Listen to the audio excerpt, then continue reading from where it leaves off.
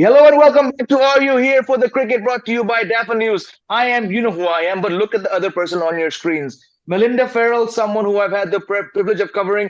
I think it's three World Cups, Mel, but it's been 4 years since we last met. Welcome to the show. Thank you for your time. And how are you?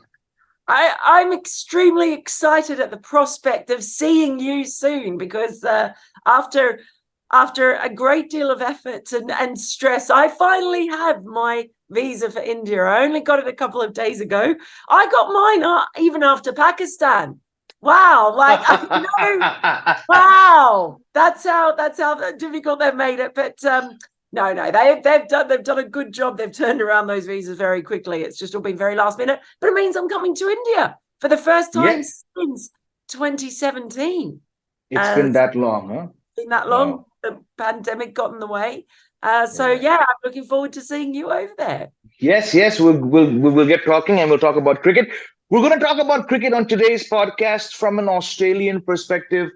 Look, Mel, to my mind, be it Australian team, men's, women, it's not so much about what form they're bringing into any of these World Cups because we've seen there's a reason Australian teams are the most successful.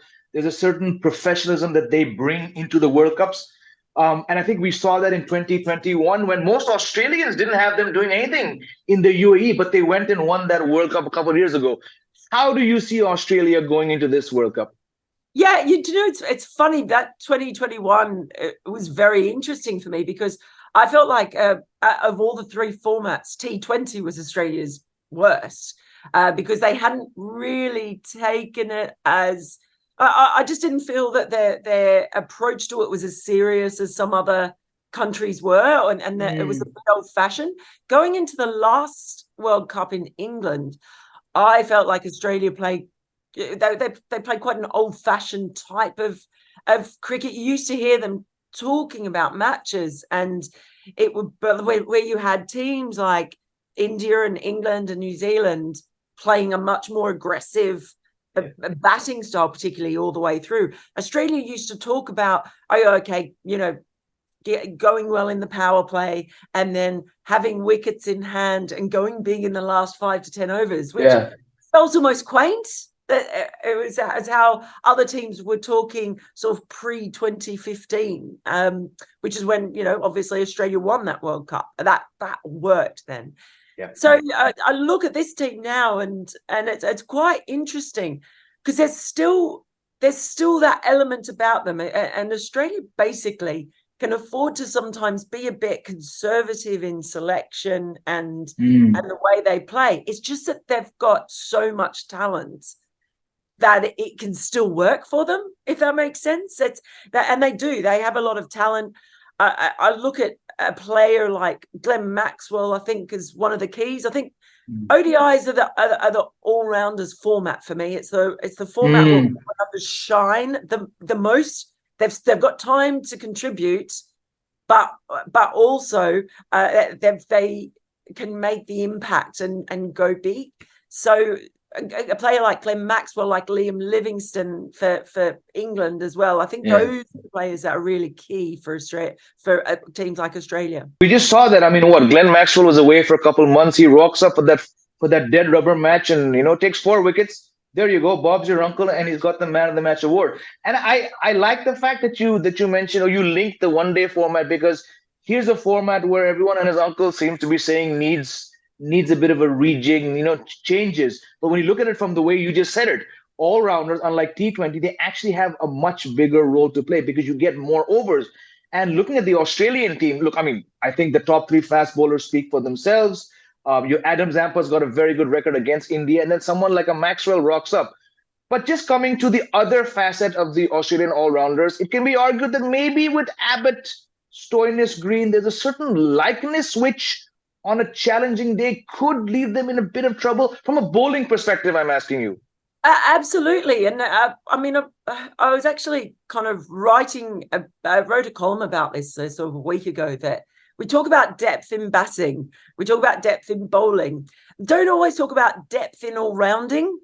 And I'm Mm. making that up. Obviously, it's not a word, but I'm making it one.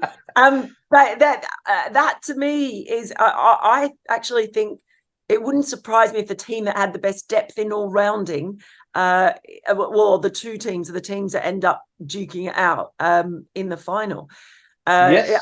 Just feel that about this format. And look, it's not only a bit of lightness in bowling with the players you mentioned, but if you look at recent form, it almost feels like a bit lightness in batting, because that kind of middle lower order, that there's not been in great form with the bat either. True. Cameron Green, there's almost a bit of a super talent, super player.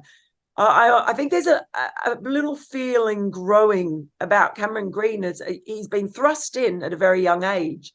But is he ready? Is he ready for this? Because the returns haven't always quite been there. There's no one doubts the talent, potential, everything else. So it's going to be a very interesting World Cup, I think, for him. Marcus Stoinis, the returns haven't necessarily been there lately. Yeah, mentioning Maxwell, that does give them flexibility in being able to play the top three. They're lucky in that players like Stark and Cummins can bat well and can absolutely come in and if they need to put on 30, 40, 50 runs. But that middle to lower order, it's not just light on bowling, it's a little bit light on batting. So that all-rounding depth for Australia is perhaps not necessarily as strong as a couple of countries. I love the word you've coined, by the way, all-rounding. All-rounding, depth and all-rounding. It makes perfect sense when you say it. It's a word we haven't heard. So well done, Mel, for doing that. But, I agree with you when you say that it's the teams that have that depth stand the chance to go the distance, which is why you look at England. I mean, don't they bat to number 10? It depends what number 11 they pick.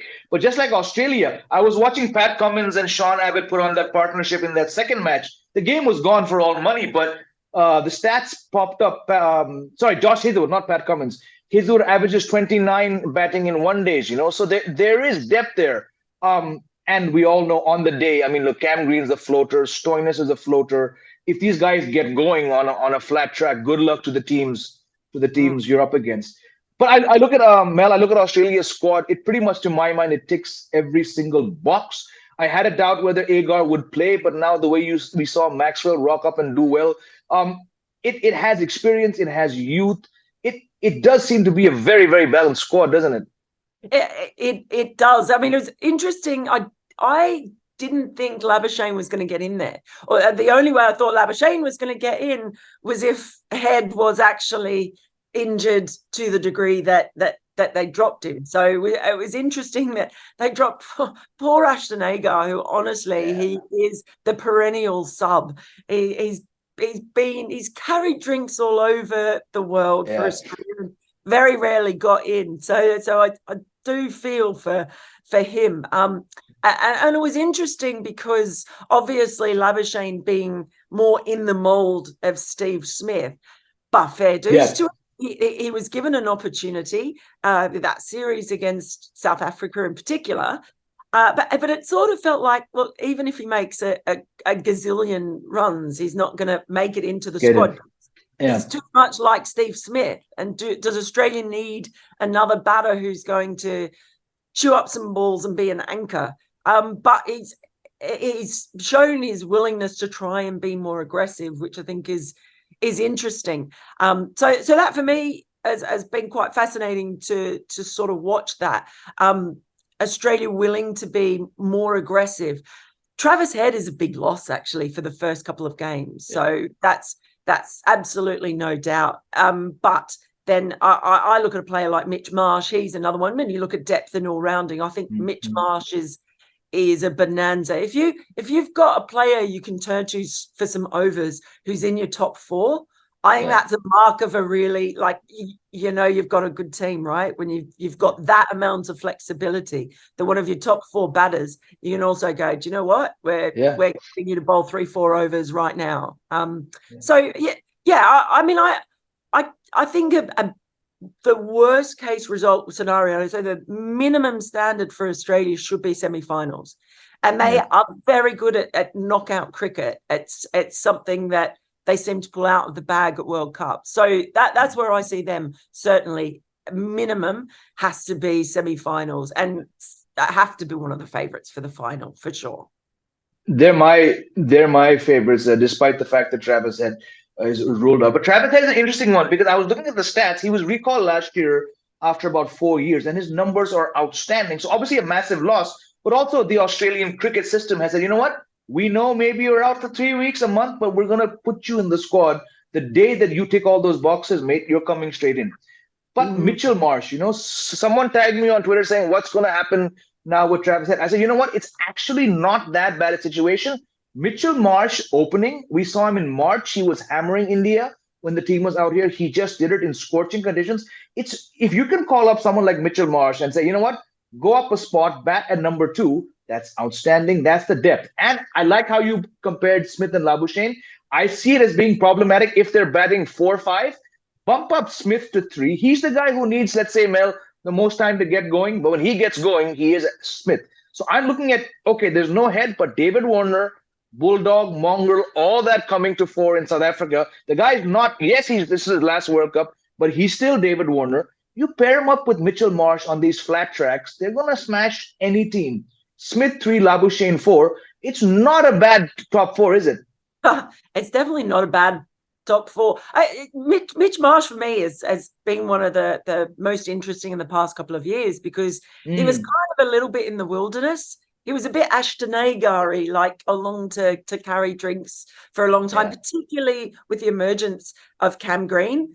It was like he's the shiny new toy, and like Mitch Marsh is the one that you open up at Christmas and go, "Oh, I got that last year," so it gets top through, right? But before that World Cup in the UAE, they played those. I think they had the white ball tour of West Indies and Bangladesh. And it was a really ordinary tour. Like that, they had 7 players out. They were crap, pretty much, right? And the only player who really stood out from that was Mitch Marsh, and he played himself into that side. And since then, I don't know. He's come into his own at a time when everyone wants to talk about and look at and be excited about Cameron Green. And even in the Ashes over here in the summer in Test cricket, all of a sudden Mitch Marsh comes in, and actually it was a good series for him. And then you see him named as captain of the T20 side. He's also, I might say, he would be in my nice guy world 11. He's an absolute guy. So it's really nice to see this. But on all formats now, it just feels like he's quietly gone about it, and everyone has suddenly turned around, not really realizing, and gone, "Hey, he's quite good, isn't he?" We forgot how good Mitch Marsh is. His power is incredible, useful bowler, but his aggression and maybe because he's been there and then been dropped and then come back. England talk about that removing the fear of failure. They approach things, and maybe you have to have gone through all of that to be able to come back in and go, yeah, you know what? Don't care anymore. I mean, I care, but I'm not afraid. And that sort of feels to me where Mitch Marsh is now, and it's lovely to see. Nice guy 11. Nice guy 11. And again, the last name, I mean, I guess it's a bit unfortunate when your last name is Marsh, the expectations that they have. And I think he gave that comment a few years ago. I'm probably not everyone's favorite person. But you're right, Mel. Whenever he gets a chance, he comes up. Yeah, he was the most hated. He felt that. Yeah. He was he said it. Yeah, he was booed by the Australian crowd. That feeling that he was a nepo baby, basically. Yeah, exactly. Yeah, that's what it is. But he sort of takes that on now, and he can talk about it with humor and it's just that sort of self-deprecation. Honestly, he's a terrific guy. One of the nicest you'll meet in cricket around the world. And the way he's come through, he's been through all of that. And that's what I mean. Sometimes maybe you have to go through that where you sort of have gone, I'm yesterday's man, or people don't like me, or whatever it is. And his emergence, he could be a very interesting player to watch throughout this World Cup for sure. And like a perfect analyst and guest, you've also cued me to my next question. I wanted to ask you, Mel, is is he perhaps that proverbial X factor player? It's very tough to pick X factor players when you're talking about Australia or England, but but for the reasons you outline, maybe not everyone expects him to do the best, but when he's good, he's very, very good. Is that perhaps an X factor player, or maybe you have somebody else in your mind? For Australia, I mean, if I'm going, I did pick out in general. I think I'm going to be very fascinated to watch Liam Livingstone, just because if you're talking about the all-rounding depth, you get like 3 players in one with him because he can bowl leg spin and off spin. Outstanding. Right, and he's been in really good form. So I'm very interested to watch him. But yeah, for Australia, I am keen to see how Mitch Marsh goes. They are blessed when it comes to the bowlers, and you sort of can't rule out Mitch Starc. I think in particular in games like this, like Josh Hazlewood is back probably now. In white ball cricket, he wasn't very good at T20 cricket, and then he became really good at T20 cricket before that same World Cup in the UAE. ODI cricket, I think, is probably more suited to him naturally, but he's got the benefit of becoming a better white ball cricketer in T20 cricket, if that makes sense. No, absolutely. It does. I just think Mitch Starc and his strike rate, his propensity to sometimes go for a few, but then his ability to take wickets in big moments. We all remember Brendan McCullum at the 2015 World Cup final. Oh, yes. But so be interesting for me to see how Mitch Starc goes, because if he's a player who can fire and take those wickets, that could be quite important for Australia and their ability to play that top 3. I mean, they've got class all the way down, but in the all-rounding fashion, I think Glenn Maxwell for me is a huge key for Australia, because there's quite a lot riding on Adam Zampa, right? There's a lot with a lot.